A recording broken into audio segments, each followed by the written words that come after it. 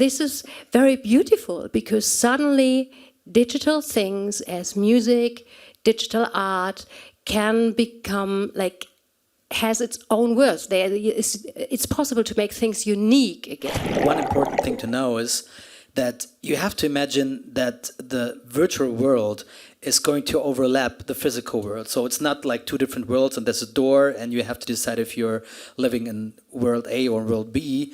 It's like you have to imagine that data which is stored on the blockchain can also be used in the physical world. For example, you can use an NFT as a key to open a door, to give you access to something. These little bands who now start to perform in the metaverse, that is crazy good.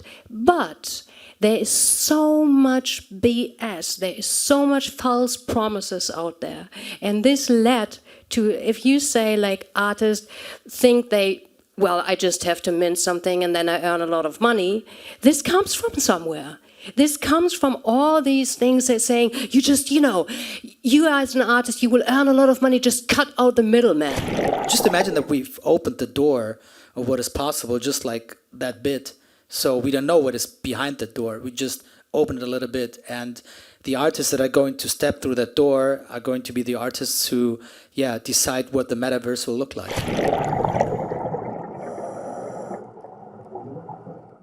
Hello, everyone. Welcome to our talk on NFTs, Power to the Artist. My name is Tristan Littlejohn. I will be the moderator this evening. How's everybody doing? Let's just get a temperature of the room. Everybody's okay? I need more energy than that. Come on, we gotta pump it up, guys. What's up? Okay, so I am joined on this panel with two fabulous panelists. I want to introduce you to my left to Jovanka von Wilsdorf. She is an artist coach and creative consultant who gives tours in the metaverse. She's the initiator of Diana AI Song Contest and the Female Producer Prize. I'm going to let these guys introduce themselves for a bit afterwards, but just want to give you a brief introduction. Also to my left is Carmelo Lo Porto. He is the CEO of Niftee. This is Europe's first platform for digital assets. He's been a music manager since 2005, and I'd like to welcome them both to the panel. So thank you very much for being here, guys. Thank you so much. Thank you so much.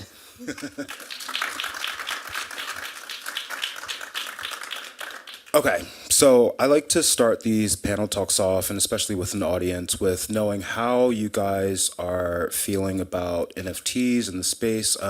Can we get maybe a show of hands to see, like, who's a beginner here? Who knows nothing about NFTs? Okay, all right, there's about 5 or 6 of you. Who's sort of like a novice? Okay. Who's an expert? Who's like running a community, done a few NFT drops? Okay. All right. Hey, homie, what's up? We've got one. All right. Cool. So since this audience is a bit more beginner, why don't we start out by, why don't you guys just give me a few minutes to introduce yourselves and then tell us how you got into the NFT space and, what that means for artists and how you feel about that scene. Would you like to start, maybe? Okay. Okay, go on. I would usually say ladies first, but okay. So my name is Carmelo Lo Porto, and I'm a music manager. This is my origin. This is where I come from. And I founded Niftee last year together with my partner, Andreas Braun. And the reason why we founded Niftee was that we realized that there were many artists from Europe trying to create their own NFT projects, and they were gaining, not that much visibility on platforms like OpenSea in the US. And there were also many other obstacles that are maybe different for an audience in Europe than in the US, for example, like paying with euros, because crypto acceptance is not that high in Europe as in the US, for example. So we've decided to create and build a platform that is suitable for European needs and especially for European artists. And this is why we started last year in March to build Niftee, because we wanted to give artists a real platform where pop culture and music culture gets a place where we can start new NFT projects, bring them forward, and also the reason was to put a price tag back on pop culture in Europe. So this is in a few words. Wow, that's a nice line. That's nice. Yeah, so I started off as a musician, first on an indie label, then signed to Sony Music, touring Europe, and we produced 5 records.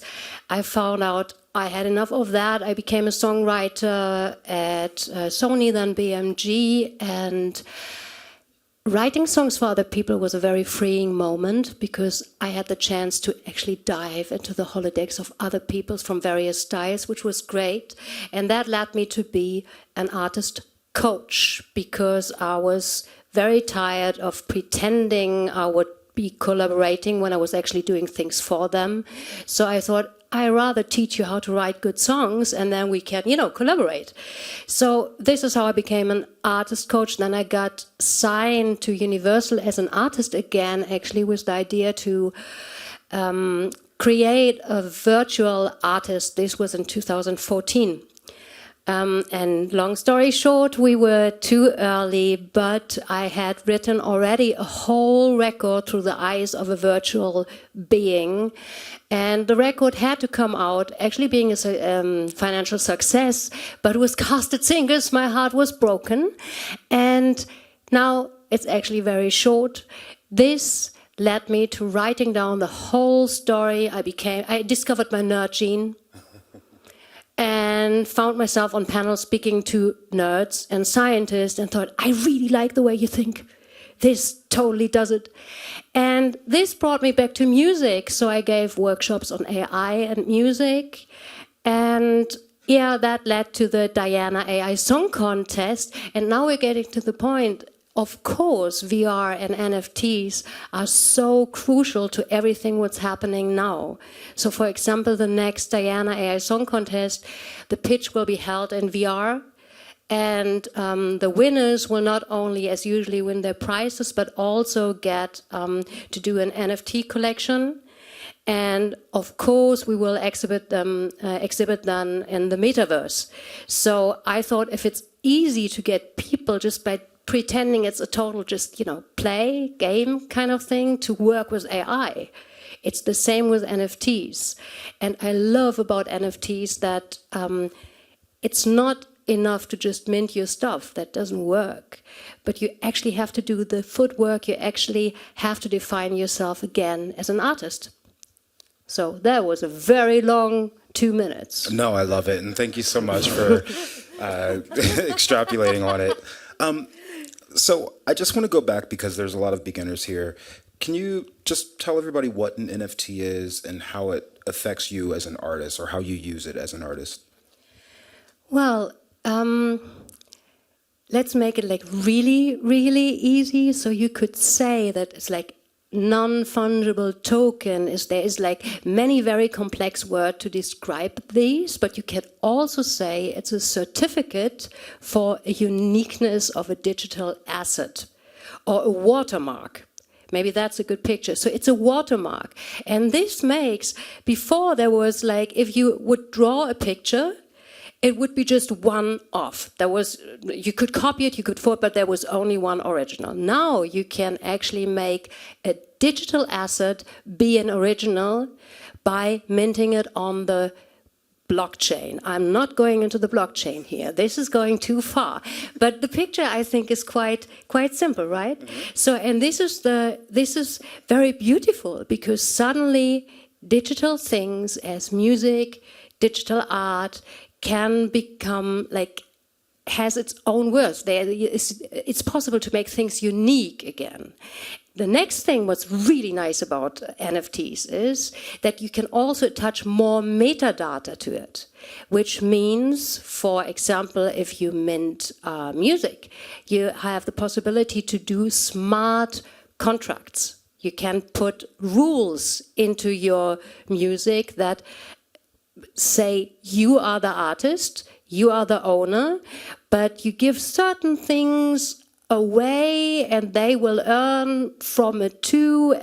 But even if you sell this thing, you can define how much you get on the secondary sale. So there are many ways. Actually, all I want to say is there are many options, and that is fantastic. And I would like actually you just go on, but I think that's. Carmelo, as a platform owner, could you explain your point of view and for artists? Yeah, first of all, that's a very good explanation to NFTs in general. And I think one important thing to know is that you have to imagine that the virtual world is going to overlap the physical world. So it's not like two different worlds and there's a door and you have to decide if you're living in world A or world B. It's like you have to imagine that data which is stored on the blockchain can also be used in the physical world. For example, you can use an NFT as a key to open a door, to give you access to something. For example, instead of having these artist verification things, you could also use an NFT as a key to open the door to the backstage and to permit me to have a free beer. So this is one thing that you could use it for, as well as you could use an NFT, for example, to give fans access to a certain area on a concert, or even to have fans have something that they can have as a verification they've been to the very first concert of an artist.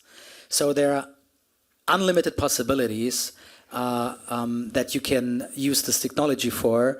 And from our point of view as a platform, we wanted to create a platform which is very, very easy to use, because people do not really want to take care about technology.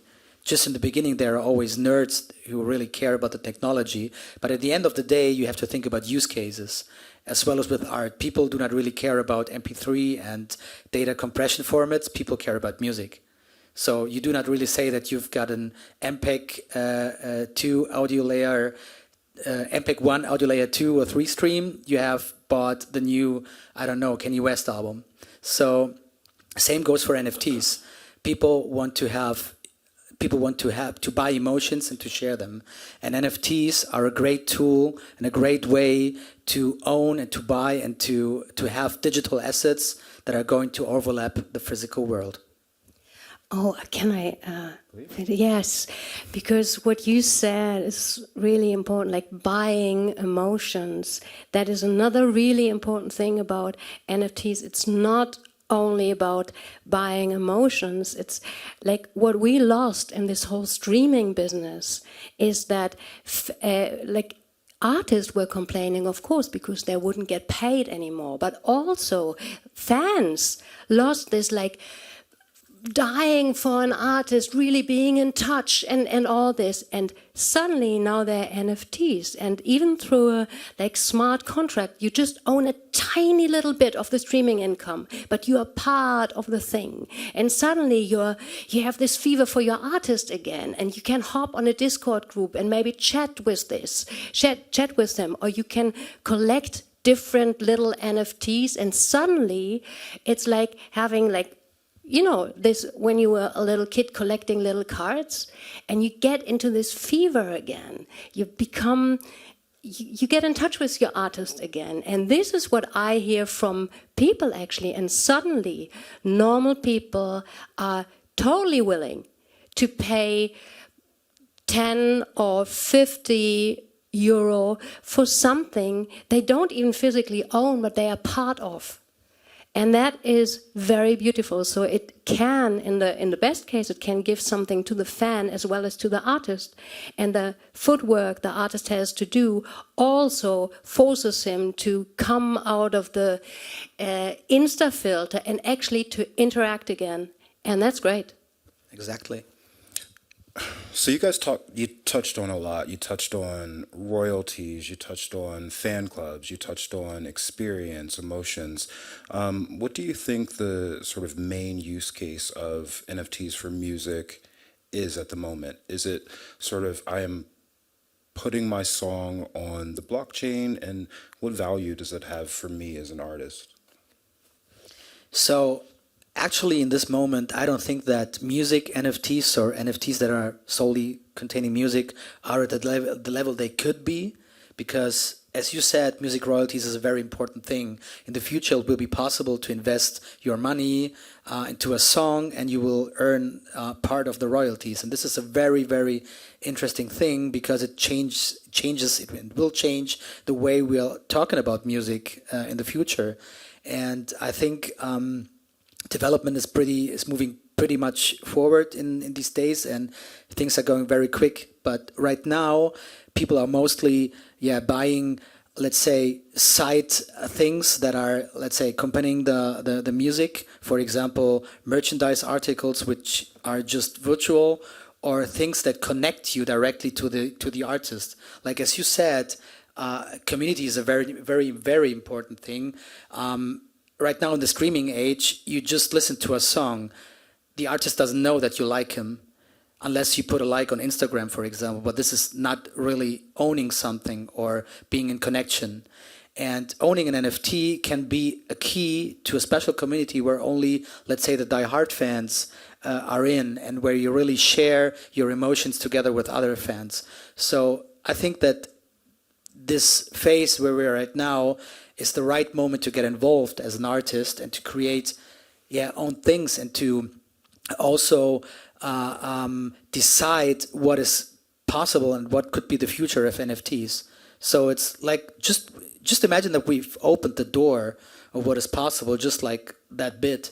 So we don't know what is behind the door. We just opened it a little bit, and the artists that are going to step through that door are going to be the artists who decide what the metaverse will look like.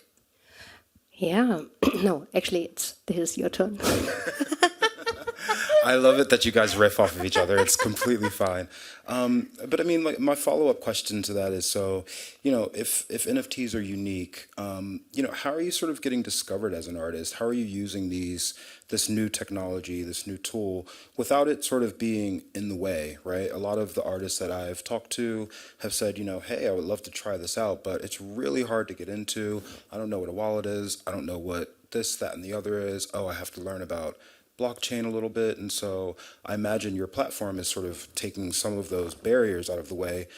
But also, for you, Jovanka, as an artist, I mean, like, how did you sort of wrap your head around this and say, like, I'm going to use this as a tool? Because are you still using distributors to, let's say like TuneCore or something, to like distribute to Spotify and Apple, and then you're making a one of one, or are you just doing something unique? Or, like, how does it work for...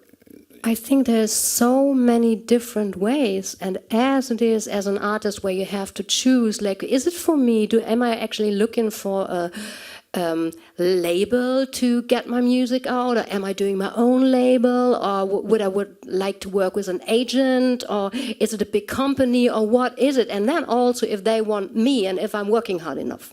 That's, it's always, but this is the same with NFT, because there's so many even music NFT platforms right now.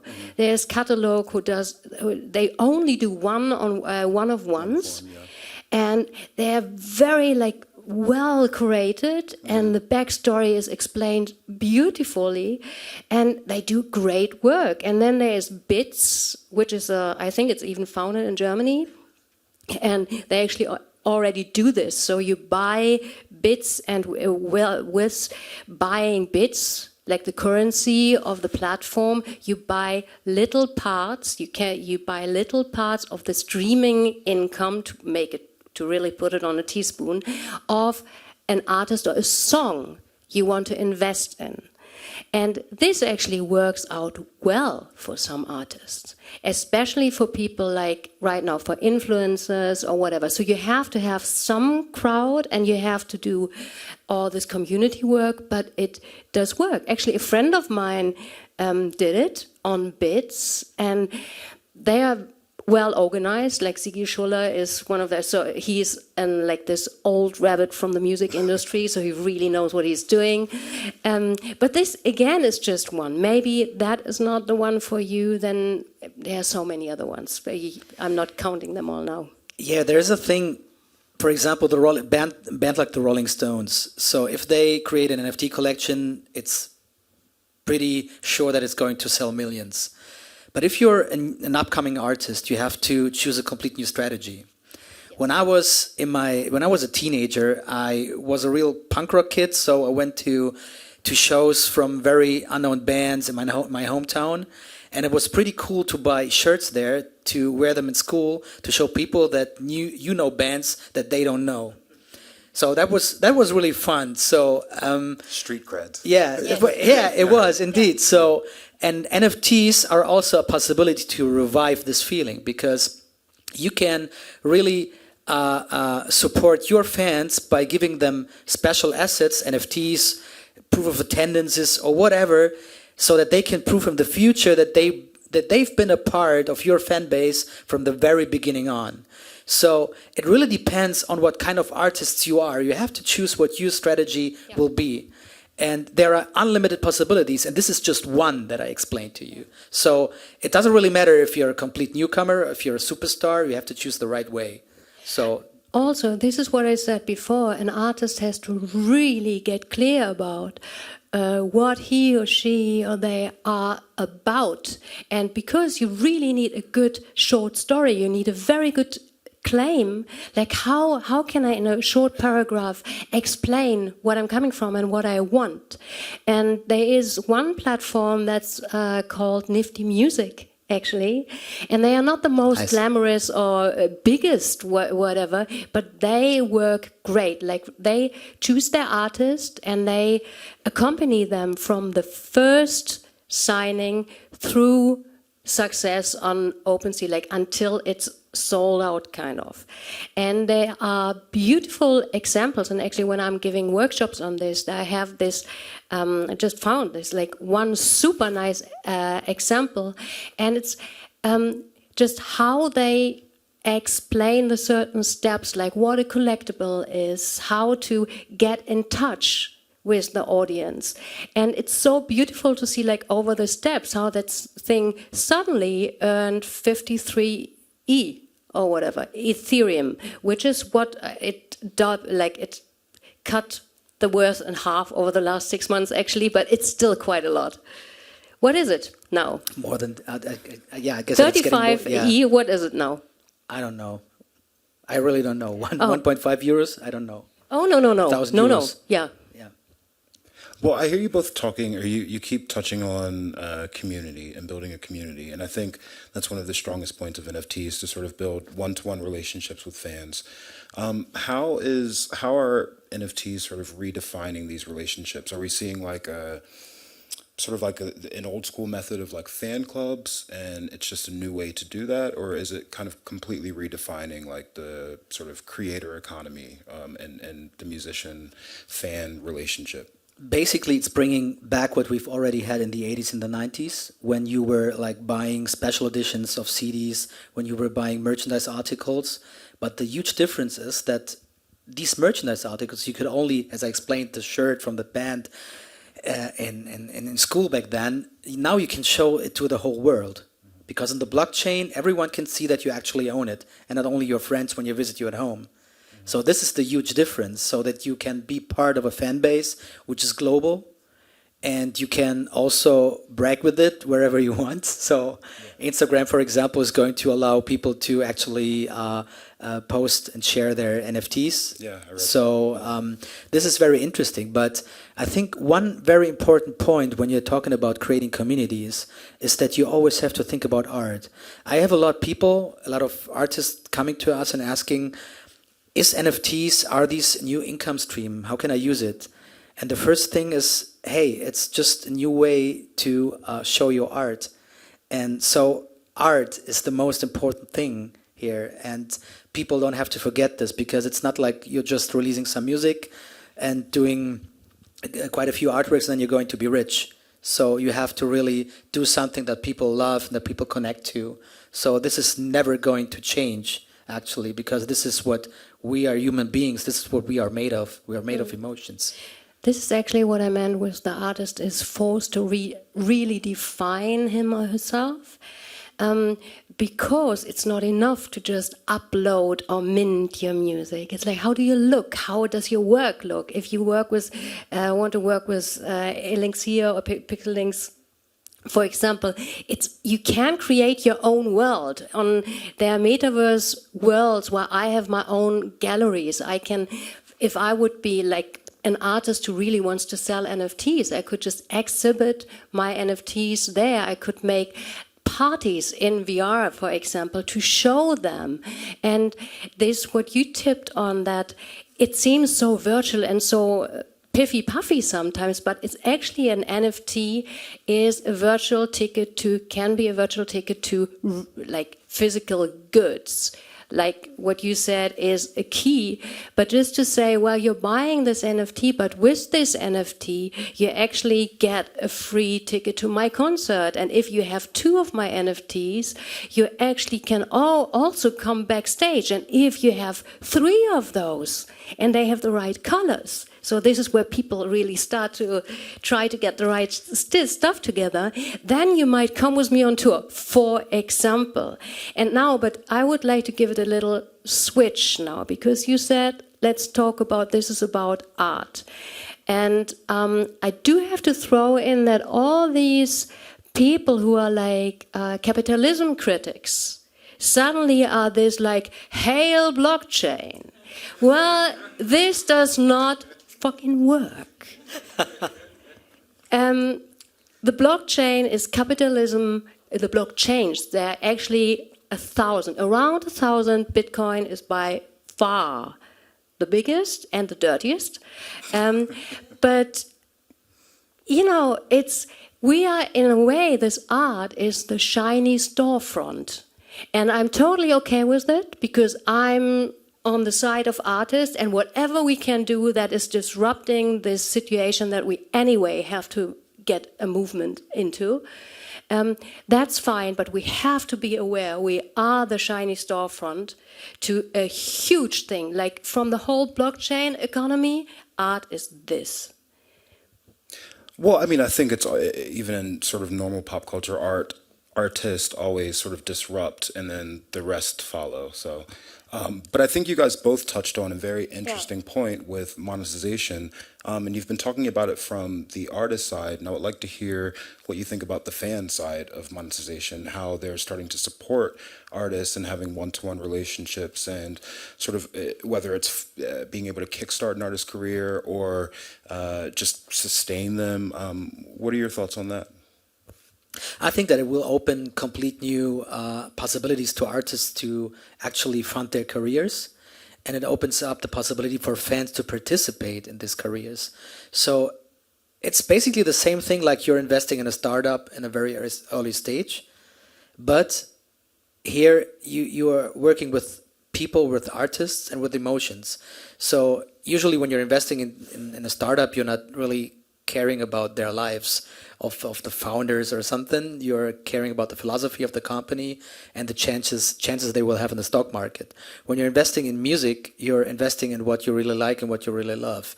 That's what you usually do, and because you know the risk that it also could be not working.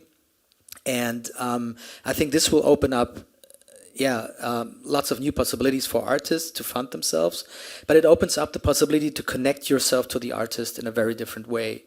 But as an artist, you really have to connect to your fans too. So you have to be someone, you have to be something, you have to have a story. So what we are always discussing, we're talking about technology, we're talking about technological possibilities, but it's art, and it will not work that you're just creating nonsense and bullshit and have people paying for it. This will work maybe for a short period of time, but it will not work forever. So this is what we've also seen with lots of NFT projects. They were just like vaporware, and here we've got a huge difference. And you said a very nice example. For example, people entering in a very early stage, connecting with an artist, collecting things. For example, you are visiting shows. In the 80s, you've had those metal bands with touring, with tour dates on the back from their tours. I don't know. Do you guys remember those jeans jackets that people were wearing in the 80s, collecting badges from Metallica and Iron Maiden? So just imagine you have this. I don't see anybody over their 30s here. Okay, so We're just 80s kids. watch Stranger Things. and you know what I mean. So, yeah, just imagine that you're collecting, that these badges are NFTs, and you're collecting them.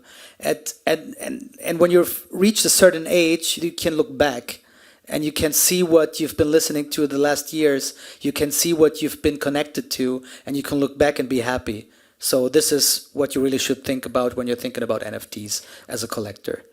Well, I do have to say you can do the same with pictures, even with digital pictures. You can do that with a lot of things. So, you know, I'm totally for NFTs, but a lot what is promised and a lot what is said about it is actually, if you look a little closer, can be adjusted, attached to anything you like and care about.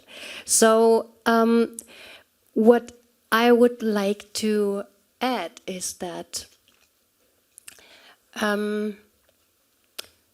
NFTs are kind of mingled with the metaverse, and metaverse is another buzzword that just, you know, just went like a tsunami over the world. And I really like that because I'm totally into VR and I love to just explore this thing. One time I just get stuck into a big chicken. I didn't know how to get out of it in a huge blue room, and then I had to get off and jump into a meeting with Sony, and it was like I can't tell them what just happened. This is just not possible.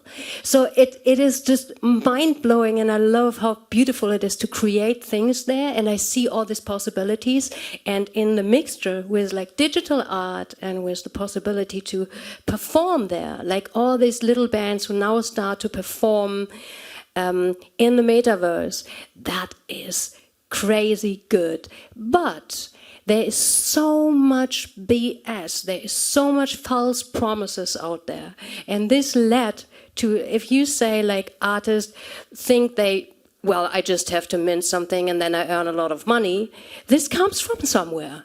This comes from all these things that saying, you just, you know, you as an artist, you will earn a lot of money, just cut out the middleman. It's like these middlemen are there for something.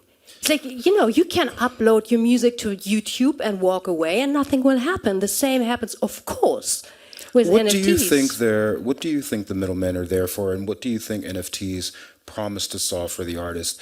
You know, for example, if you stream, I don't know, a million listens on a track on Spotify, you're only getting paid like 150 euros. That's not the middleman. That's a huge company just taking advantage of you needing to put your music out there.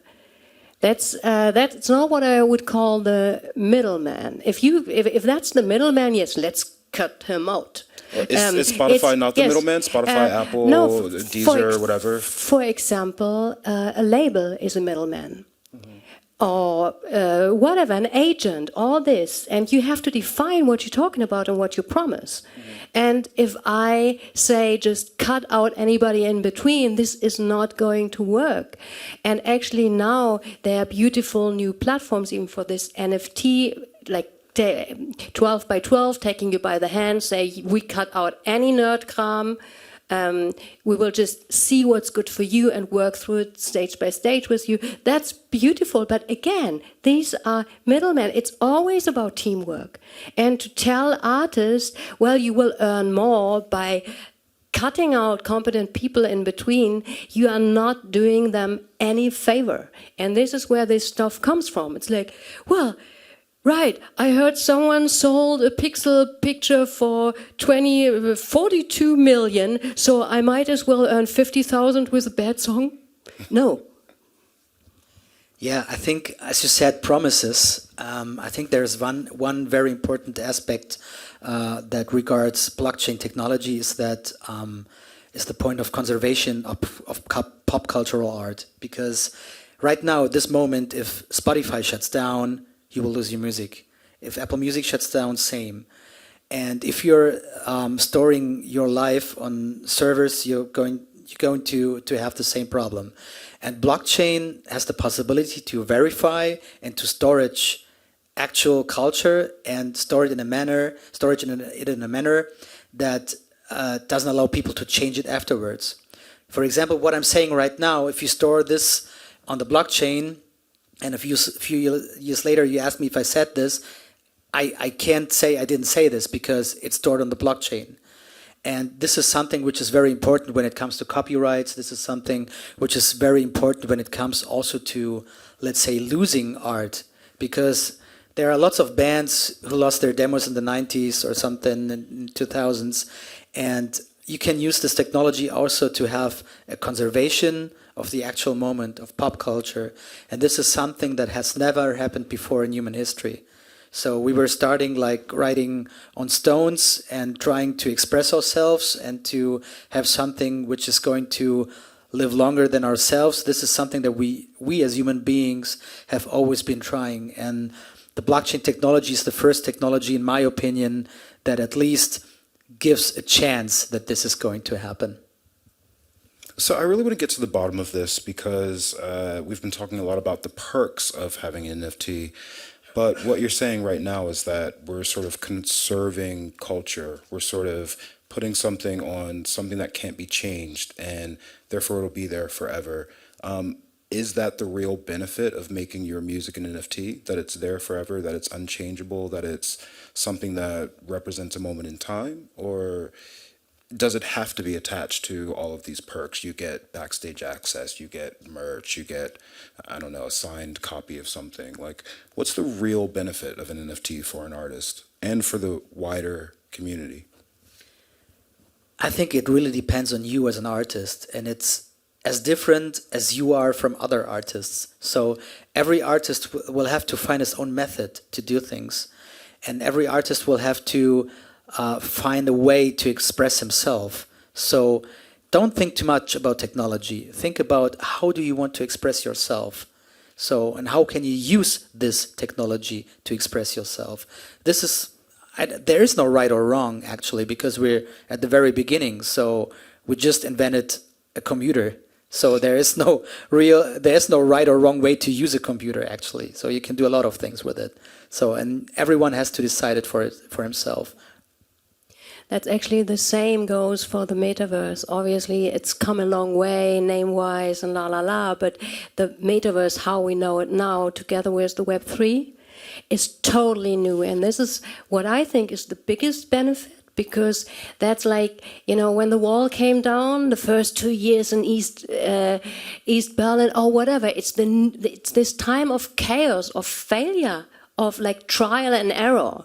And this is what I always like, and I see people for the first time in some years being really on their toes, and I love that. And people actually want to be part of something, and even for that I really like it. And it was always important for an artist to decide, like, who am I? I mean, this is what I'm working on, like finding the core. As an artist profiler, we really go in, where's your spark? Where you really, like, because that's authentic. This is what you can give. But now it just, the question is the question has changed. And so the task was always the same, but now there are more possibilities. If you want now to go into NFTs, you actually have to wrap your mind around these things and think about, what else do I have to offer? Who am I? Who do I look? What is my world? And I love that. That's just and as you said, like with your question, and as you answered, it is so different for everybody, but that the question is so loud in the room. That is beautiful. I like it. Yeah, give it up.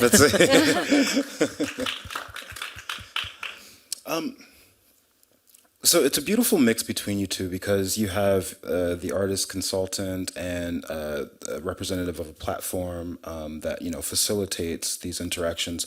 What advice would both of you give an artist that's maybe emerging or even just starting out from zero and they want to build a career in the web, in the metaverse or in Web3? You know, we've touched on the importance of, you know, building your artist profile, saying who you are, defining your art. But what other things would you give people advice from the start to say, okay, I'm starting from zero. I want to get into this. Like, it sounds cool. Yeah, I'm a music manager from the heart. So the first thing is take care about your art. And as you said, it's so different, and it really depends what you're going to do. So I first would take a look at the music, would take at who you really are, and depending on this, I would develop a strategy that is not only made for a few weeks, like, hey, so we're starting like putting an NFT artwork or something out and then releasing a song with it. I would really, take care about the whole strategy for the next few years. And the same way that you're writing songs, you should have the same philosophy when you're going to create your NFTs and when you're going to create NFT strategy. So I think it's a little bit like playing live. So when you're starting as an artist, the first thing that you ask yourself is not like, how do I look on stage? The first thing. Oh, some people do. Yeah, some people. I know. But the first thing should be like creating art. So this is the very beginning. This is where you should start from, and you have to take it from there. So you have to understand yourself. You have to understand what kind of people might be interested in your music, and take it from there. So there is no like, okay, we're doing some blah blah strategy, and then make some money. So this isn't really doing art. Yeah, totally. I would sign all of this. I would probably go about it in a different order, because I'm coming from profiling and finding out like what people like, what fruit am I? What is the smell? What is the taste? What kind of material? I make like storybooks in physical and digital with people.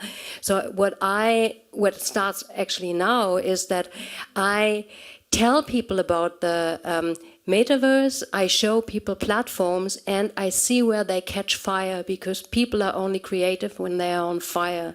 And then once they are on fire, they find out more, and then they get inspired, and that is what you need in order to make a good strategy. Otherwise, it's other people make the strategy for you. But if I know that's a platform I'd love to work with, and this is word, I'm not so sure about that. That's great. So, and I obviously push them through various VR worlds, and that is actually inspiring to them, and then we can slowly start to form something. It's with the co-writing, this thing.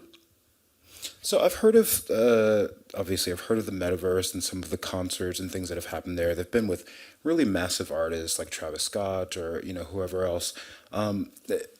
I personally think we're still really far off from having a metaverse first experience or something like that. And so I hear you talking about it. It seems like it's very far off in the future. Do you kind of see this as being part of a musician's strategy, or? Yes. Okay. So, absolutely. So, after Travis Scott, and that was already great, but that was on Fortnite, which is a game thing, which was fantastic, because it actually, now the game industry works, like melds together with the NFT and with the music business. It all melds together, and to put things right, the gaming industry has a bigger resume than movies and music together. Mm-hmm. So it's huge. And Travis Scott did great, but it was not in VR. It was still a game where you could attend and be like, there was a storyline, you could buy skins and all that. But that goes so much further. Like 21 Pilots, no, Pilot 21, whatever, did something on Roblox. And people could join in VR and to just jump around their stars. And that is coming. And also they're doing like now little bands start to do in VR chat, for example, do concerts and Zanza. There are different ways, but there's a tricky thing, and it's so buggy still. People do it and it's great, and there are these die-hard fans. But there's no, with the VR glasses, like with the Oculus, for example, you don't have face tracking. So you are kind of in touch with your favorite artist, and it's super serious and like super nice, but the face does not really move. And that is super weird. So unless you have a total motion tracking advice at home and like funding for that, it's not so easy yet. But it's coming, and it's not far future, it's just around the corner. And you can stream a concert in your own virtual space, for example, invite people. It works. And exhibit your NFTs, for example, and give them a tour and explain those things. Interesting. I think it's also important to add that the metaverse is not just VR. VR is a part of the metaverse. So, in my opinion, metaverse is going to be something. So everyone's got his own version of it. So, and because it's just something, metaverse is future in the making. This is something that everyone here is involved in this, what is going to happen, because we're already working with it, with everything that we do. And in my opinion, NFTs are a material the metaverse is built of, because it's something that's going to surround us. It's going to be something that is going to involve us, and VR is just a part of it. So you have to imagine that this future is going to happen. It's not the question if, it's just when and how. And the how is something that we have altogether the possibility to decide how it's going to happen. So if you have certain ideas, if you have certain points of view, you can use them to help to create to create the metaverse together. So this is not something that Facebook or Meta decided to do. So this is just a very small aspect of it. So we're all part of it. Yes. And as we can make the world better, we can also do the metaverse better. Let's do this. So tell me, is Niftee a metaverse company? Of course, as we're selling NFTs, NFTs are the material that the metaverse is made of. So of course we're a metaverse company. And you've done some really interesting things with Kool Savage and a few other big German rappers. Can you kind of touch on that experience and how that worked out? Yeah, I think the Kool Savage case is very interesting because what we did is Kool Savage burned the lyrics of his most famous song, King of Rap, and he burned these lyrics while a notary confirmed that this piece of paper that he had held in his hands was real. And we scanned this before, and we've sold the digital original on our platform for, in the end, it was 150,000 euros. But the real interesting thing is that we wanted to show with this that the function of the notary who confirmed that this document was real, this function has been replaced in the metaverse by the blockchain. So the blockchain confirmed that the digital original was the digital original. And the notary in the real world confirmed that this paper was the original.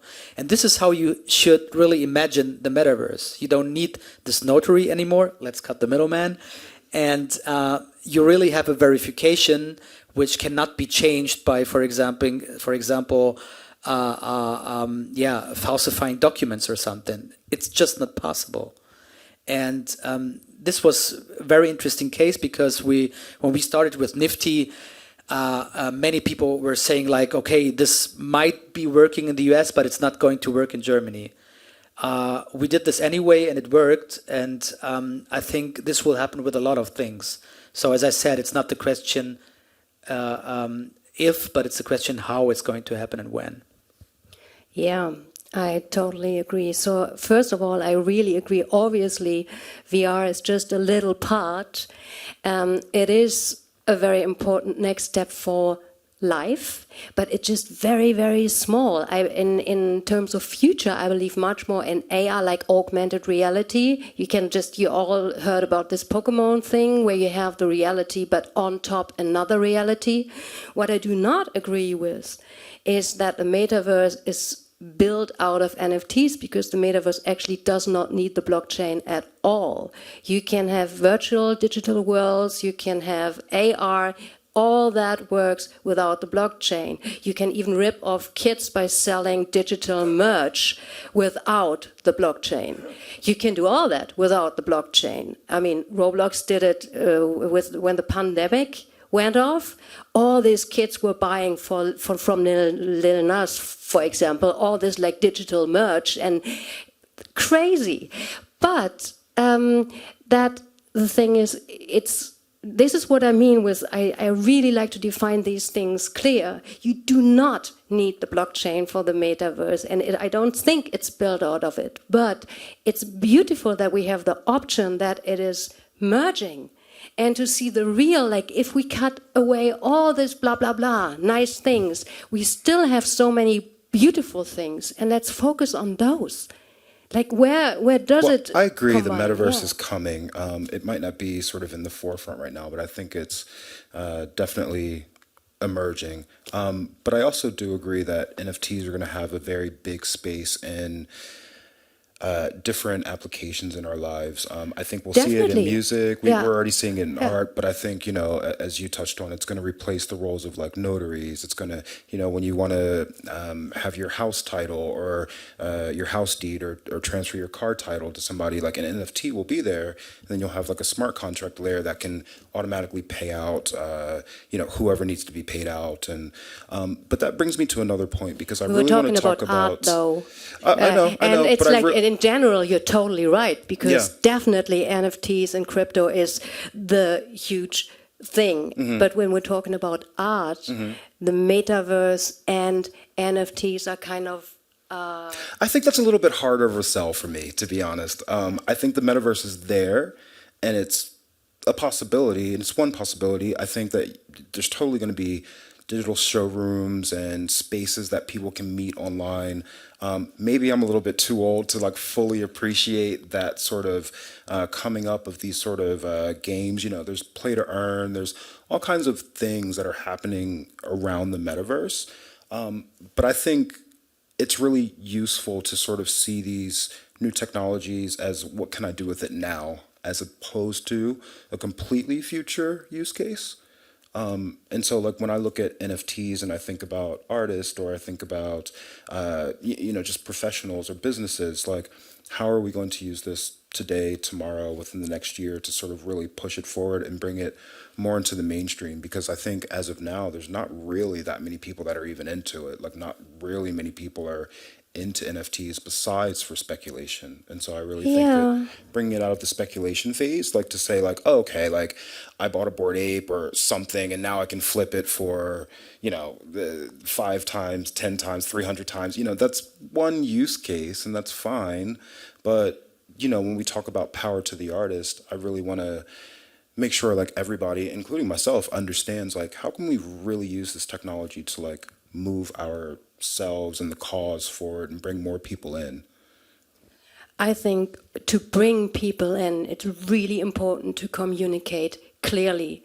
And I think it will help to not make too many false promises, but to actually inspire people by showing them how things work. Another thing is what works really well is actually to show artists I work with to say, hey, look at the visual artists, because they are just so much more on the forefront, and they already build communities where they support each other until some big collector thinks this must be hot because it's so far up. So they are... music artists can learn a lot from visual artists in the NFT space. And one little thing, it's so interesting because you come obviously from the crypto and NFT thing. So for you, that's just a given and it feels really comfortable. So I've spent more time with the metaverse and with VR. So obviously that's more on the forefront for me. Sure. So it's like, for you, it's like, well, but this is kind of this futuristic thing. No, it's actually not. Hey, look, I do believe we're all in the matrix. But you touch on a really interesting point there, because when you talk about visual art, that's something you can see and it's sort of tangible. Music has always been this kind of medium where it's more of a feeling, it's more of a connection, an emotion. How do you suggest that artists use NFTs or this technology to sort of push forward that emotion and still enable people to connect, but without being creepy almost, like... Yeah, I think it's not that easy right now at the moment to do such things without being creepy, to be honest. So we're just like a few steps away from mass adoption. I think this will take some time, maybe 1 or 2 years or something. And when we started with Niftee, we've decided that we really want to bring this into mass adoption.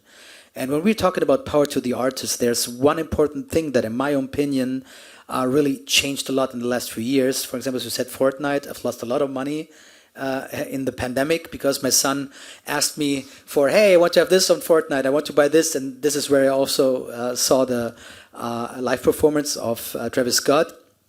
And the thing is that things that you bought on Fortnite, you could only use them on Fortnite. Yes. Things that you bought on World of Warcraft when you, I don't know, when you just won a dragon sword or something and you wanted to sell it, it wasn't really yours. So you just had to sell your account or something. And the metaverse and the blockchain technology really gives you the possibility to really own these things and sell them without being tied to a certain platform. And this is what really makes the metaverse so interesting. And this is what really gives you power to the artist. So the song is on maybe on a few platforms or something, but it's in the metaverse, it's just one platform. You have to see that, for example, we as Niftee, we are just one door to the metaverse. And there are going to be lots of other doors to the metaverse. And things are interchangeable. And this is the huge difference. And when we're talking about artists and what they can do, they have to think and really understand that what they are actually putting on the metaverse is going to be there forever. So this is something which is really new. You can't delete them anymore if you do it right. If you don't do it right, okay, you can delete it maybe, but this is not a real NFT. And this is what will make it really interesting in the next few years, and this is what will bring it to mass adoption, when people understand that they can have something in Fortnite, and that they can use it in Roblox, and that they can bring it to a third new platform, and that they can take this one song that they bought on a certain platform, they can take this original to another platform and not have to buy it again or change it or something. It's the same original. And this interchangeability is what makes it really interesting and gives complete new possibilities to the artist. Excellent, excellent. So we have about just a few minutes left. I want to quickly open up to maybe 2-3 questions to see if anybody has any follow-ups or raised your hand first. Let me just come up. Can you project a little bit? I think I can speak loud enough. Okay, perfect. So, Jovanka is your name, right? All right. You talked about gatekeepers and middlemen in new NFT world, and I'm just wondering. And you mentioned labels as gatekeeper in the traditional music industry. So, how do you imagine who's going to be the middleman in the NFT/Web3 whatever world? And are we talking about agencies? Are we talking about in the art galleries? Who do you imagine as the middleman in the Web3? Actually, I would call it team. And that is also it sounds more like an opportunity. And if I work with 12 by 12 and they agree to work with me, then we make a strategy together and they can advise me and they can help me. And in that case, if I work with them, I don't even need my own wallet. And they will do it with me. And they have great strategies, and you can learn a lot. So and this again depends on who I want to work with. If I work with Sound XYZ, there's a lot more I have to do myself. But maybe the platform is right for me. But still, to find your community and to find people who might have advice for you, that's really important. And it's not, I have something against making too easy answers for something that is more complex. And to tell a musician, just cut out any middleman, you will earn money, is plainly wrong. So I totally agree that big companies are like, you know, as an artist right now, you give something to your publisher and artists just write, like, sign this because it's like publishing, I don't want to deal with this. And then they also sign a bad artist contract with a label, which enables the label even taking something off your merch and so on. So there are a lot of middle weirdos to be cut out. But just this simple sentence does not do the trick. Thank you. One last question. Yes, please. I would maybe want to like slightly riff on it because my question was similar to this, but I'll maybe put something in and I'll be really curious what you have to say to this. What I am seeing is not cutting the middleman, but decentralizing the middleman, which is, for example, there's a festival, it's called Refraction, and they're, for example, putting out creative grants. They just wrapped up their application. So they're doing what music board's doing, Pop-Kultur is doing, whatever, and they all of a sudden doing it in this, like, whatever they're doing in the NFT space. So Do you have a question? the question being, like, yeah, how does all this work? Will this,